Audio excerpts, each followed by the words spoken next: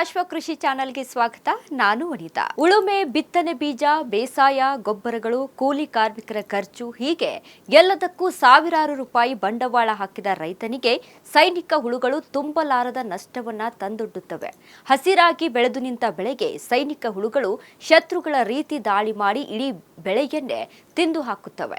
ಸೈನಿಕ ಹುಳುಗಳು ಭೂಮಿಯ ಒಳಗಡೆ ಸುಮಾರು 30 ಸೆಂಟಿಮೀಟರ್ ಆಳದಲ್ಲಿ ನೆಲೆಸಿರುತ್ತವೆ.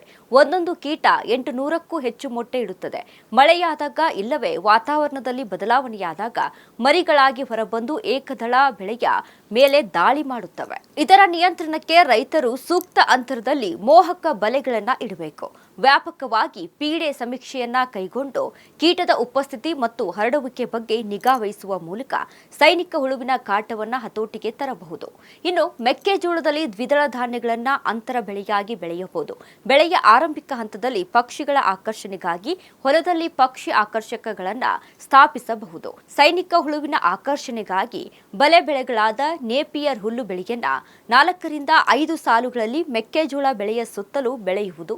ಬಲೆ ಬೆಳೆಯು ಮೇಲೆ ಕೀಟ ಬಾಧೆಯ ಲಕ್ಷಣಗಳು ಗೋಚರಿಸಿದ ತಕ್ಷಣ ಪ್ರತಿ ಲೀಟರ್ ನೀರಿಗೆ 5 ಮಿಲಿಲೀಟರ್ ಬೇವಿನ ಎಣ್ಣೆಯನ್ನ ಬೆರೆಸಿ ಸಿಂಪಡಣೆ ಮಾಡಬೇಕು. ಕೀಟಗಳು ಗುಂಪಾಗಿ ಇಟ್ಟಿರುವ ಮೊಟ್ಟೆಯನ್ನ ಹಾಗೂ ಮರಿಹುಳುಗಳನ್ನ ಕೈಯಿಂದ ಆಯ್ದು ನಾಶಪಡಿಸಬಹುದು. ಹಾಗೆಯೇ ಮೋಹಕ ಬಲೆಗಳನ್ನ ಬಳಸಿ ಗಂಡು ಪತಂಗಗಳನ್ನ ಹಿಡಿದು ನಾಶಪಡಿಸಬಹುದಾಗಿದೆ. ಕೀಟಬಾಧೆ ತೀವ್ರತೆ ಕಡಿಮೆ ಇದ್ದರೂ ಅಥವಾ ಮರಿಹುಳುಗಳ ನಿರ್ವಹಣೆಗೆ ಜೈವಿಕ ಕೀಟನಾಶಕಗಳನ್ನ ಬಳಸಬೇಕು. ಇನ್ನು ಬೆಳೆಗಳಿಗೆ ರಾಸಾಯನಿಕ ಗೊಬ್ಬರಗಳನ್ನ ಸುರಿಯುವ ಬದಲು ಸಾವಯವ ಕೃಷಿ ಪದ್ಧತಿಯಲ್ಲಿ ಗೊಬ್ಬರಗಳ ನಿರ್ವಹಣೆ ಮಾಡೋದ್ರಿಂದ ಬೆಳೆಯಲ್ಲಿ ರೋಗ ನಿರೋಧಕ ಶಕ್ತಿ ಹೆಚ್ಚಾಗಿ ರೋಗಗಳು ಕೀಟಗಳು ದಾಳಿ ಮಾಡದ ಹಾಗೆ ಕಾಪಾಡಿಕೊಳ್ಳಬಹುದು. ಹೀಗಾಗಿ ಆದಷ್ಟು ಸಾವಯವ ಕೃಷಿ ಪದ್ಧತಿಯಲ್ಲಿ ಬೆಳೆ ನಿರ್ವಹಣೆ ಮಾಡಿ ಅಲ್ಲಿ ಸಾಕಷ್ಟು ಲಾಭಗಳನ್ನು ಪಡೆದುಕೊಳ್ಳಬಹುದು.